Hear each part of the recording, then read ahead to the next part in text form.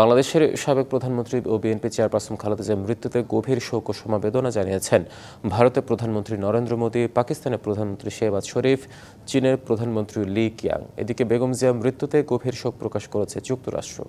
এছাড়া বেগম খালেদা জিয়ার মৃত্যুতে গভীর শোক প্রকাশ করেছে ইউরোপীয় ইউনিয়ন। সামাজিক যোগাযোগ মাধ্যম এক্সে দেয়া বার্তায় শেহবাজ শরীফ বলেন, খালেদা জিয়ার মৃত্যুতে তিনি গভীরভাবে শোকাহত। এছাড়া বেগম জিয়া পাকিস্তানের একজন নিবেদিত প্রাণ বন্ধু ছিলেন বলে উল্লেখ করেন তিনি।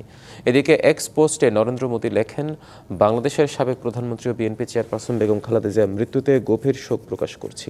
তার পরিবার এবং বাংলাদেশের সকল মানুষের প্রতি আমাদের আন্তরিক সমবেদনা। সর্বশক্তিমান তার পরিবারকে এই ক্ষতি সহ্য করার শক্তি দান করুন। অন্যদিকে মঙ্গলবার প্রধান উপদেষ্টা অধ্যাপক মোহাম্মদ ইউনূসের কাছে পাঠানো এক শোক বার্তায় বেগম জিয়ার মৃত্যুতে গভীর শোক ও সমবেদনা প্রকাশ করে ঢাকায় চীনের দূতাবাস। এছাড়া ইউরোপীয় ইউনিয়ন বাংলাদেশের অফিসিয়াল ফেসবুক পেজে শোক প্রকাশ করে। নতুন এবং ফিরে আসা গ্রাহকদের জন্য নগদে চলছে ক্যাশব্যাক সহ প্রতিদিন হাজারো উপহার জেতার সুযোগ। হবে আশা আর ফেরা, সারপ্রাইজ সেরা।